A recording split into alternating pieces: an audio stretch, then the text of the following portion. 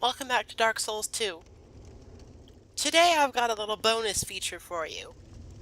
This dour fellow is Samuel. And with Samuel, I'm going to demo a couple of things in boss fights that I did not get a chance to on the main playthrough. Right now, I'm also going to use Samuel as a chance to explain power stancing. As you can see, Samuel is using two swords right now, one in each hand. If you hold the Y button,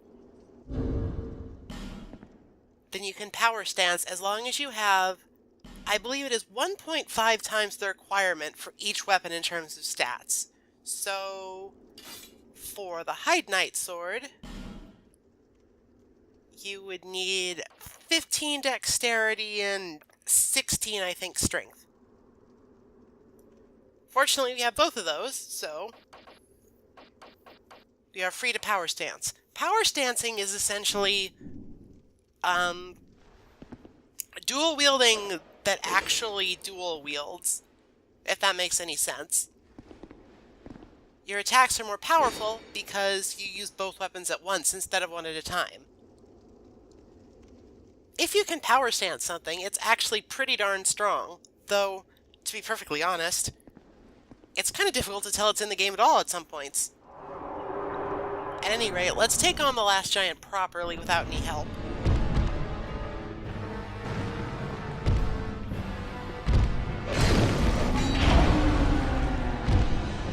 Now, I skipped the cutscene with the start button, but I hit it one too many times and started out this fight in the little menu.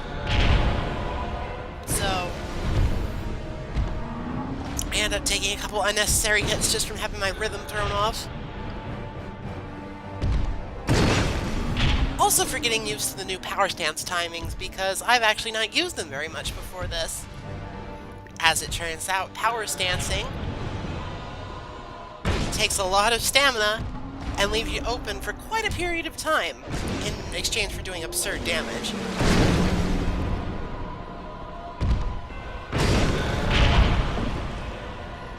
The last giant is pretty much the same as fighting him in a group, just successfully dodge his attacks instead of getting hit by them and you'll be fine.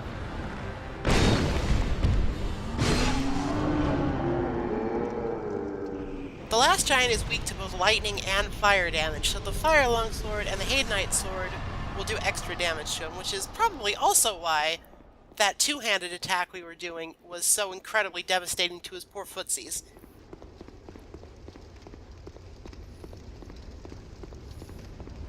With that out of the way, let's go give the Pursuer another visit. I have a special trick I want to share. Unfortunately, it does not really involve power stancing.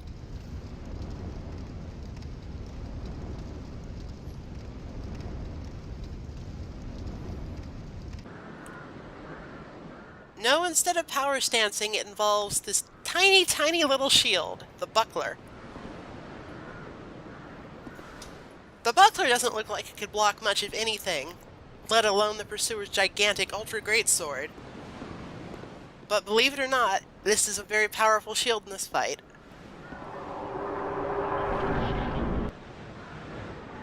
The Pursuer has a curious weakness to parrying. I have a curious weakness to getting hit by dash attacks. Now, to pull off what I want to do, I'm going to need to lure the Pursuer into a certain position and then parry him.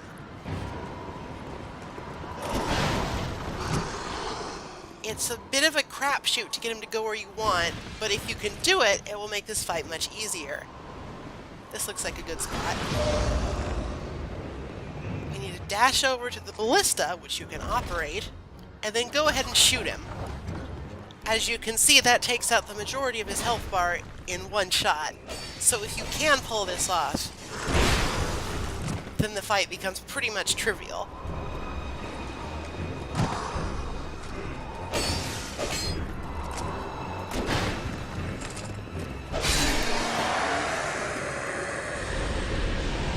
It's not an especially reliable strategy. Like I said before, the Pursuer kind of has a mind of his own and will go pretty much wherever. But if you can get him in a good spot and parry him there, then it is absolutely worth trying, because not only is it fast, it's also kind of hilarious. It's also, I think, a really cool mechanic, just to be able to pay attention to your environment like that and use one of the ballistas. At any rate, we're done for now, so see you later.